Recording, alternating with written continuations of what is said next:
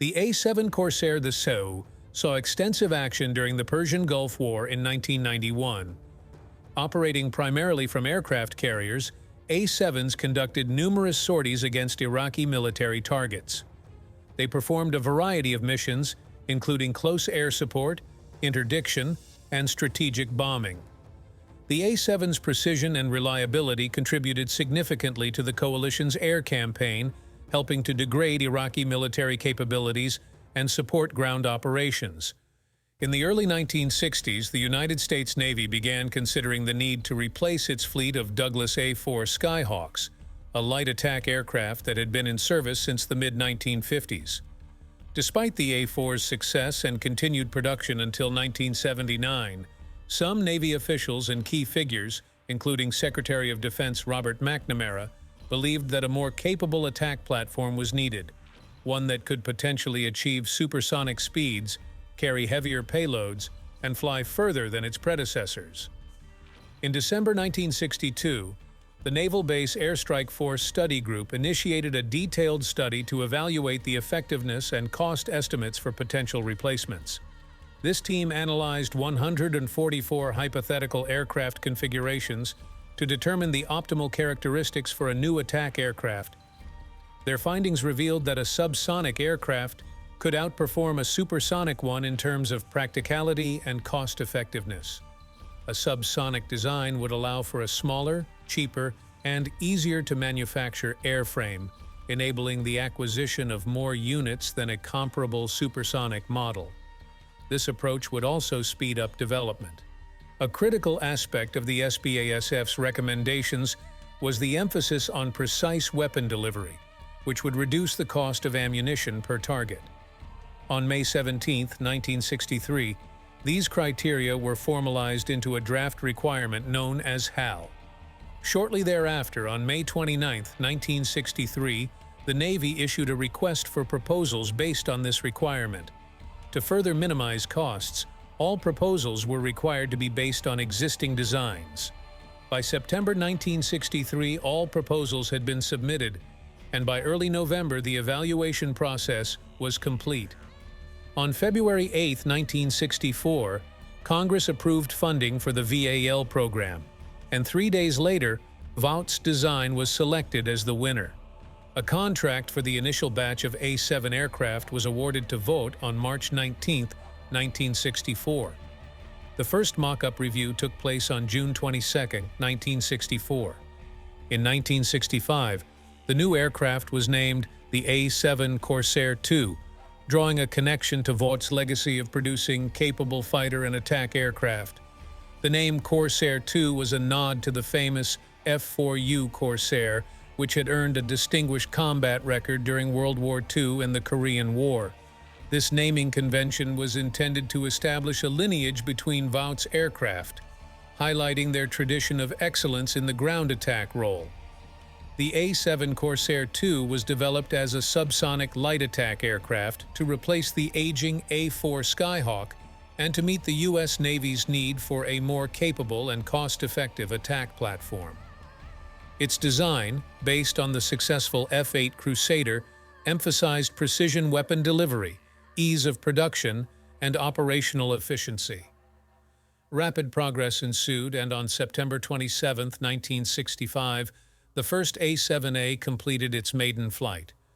Just over a month later, on November 2, 1965, Vought publicly demonstrated the aircraft's capabilities, impressing attendees with its ability to perform rapid rolls while carrying a significant payload of bombs. The flight test program for the A-7 proceeded quickly, with no major setbacks, despite some naval officials' desire to enhance the aircraft's avionics systems further. The urgency of the Vietnam War necessitated rapid deployment.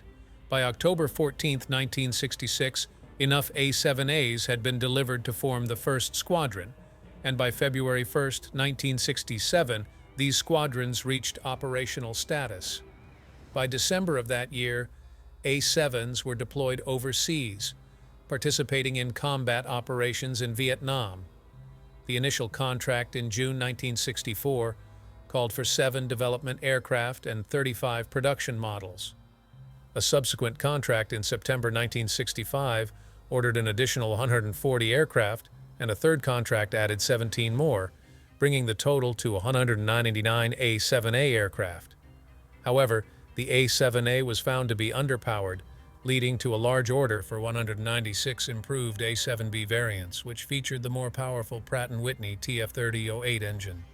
The A-7 Corsair II inherited the basic design philosophy of the F-8 Crusader, but was distinctly different in several key aspects. While it had a similar appearance, the A-7 featured a shorter, wider fuselage and a larger wing with reduced sweep. Unlike the Crusader, the A-7 did not have a variable incidence wing, simplifying its design and reducing costs.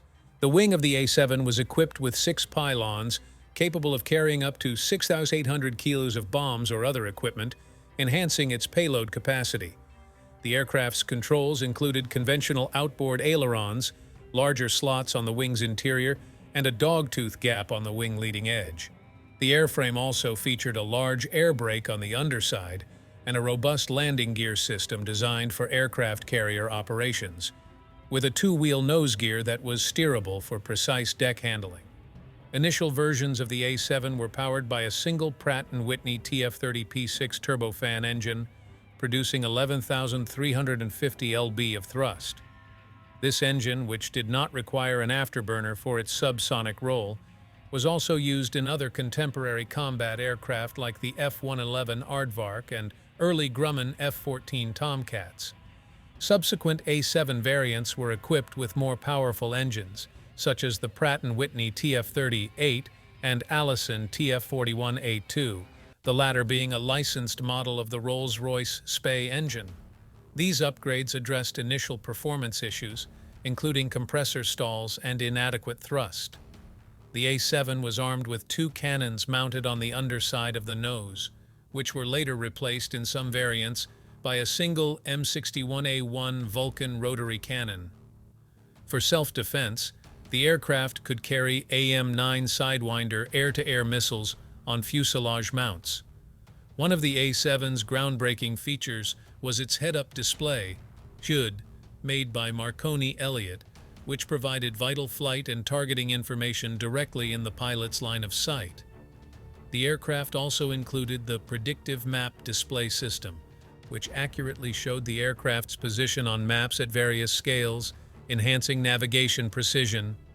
The A-7's avionics were highly sophisticated, with data communications capabilities that enabled hands-off carrier landings when used with an approach power compensator or automatic throttle.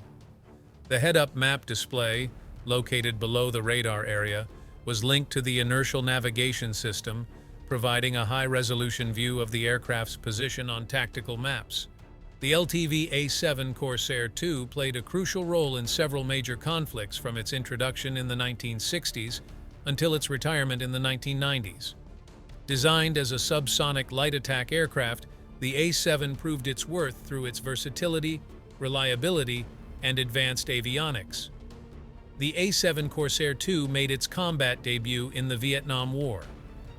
Entering service with the United States Navy, USN, in 1967, the A-7 quickly demonstrated its effectiveness in close air support and interdiction missions.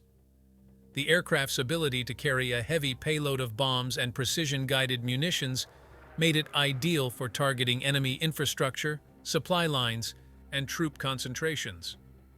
The A-7's advanced navigation and targeting systems allowed for accurate strikes even in challenging conditions, significantly contributing to the U.S. air campaign.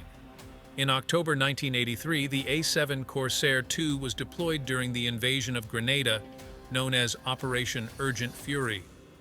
This conflict aimed to restore a pro-Western government on the island and protect American citizens. A-7s provided close air support and performed air interdiction missions, demonstrating their capability to operate in swift and complex military operations.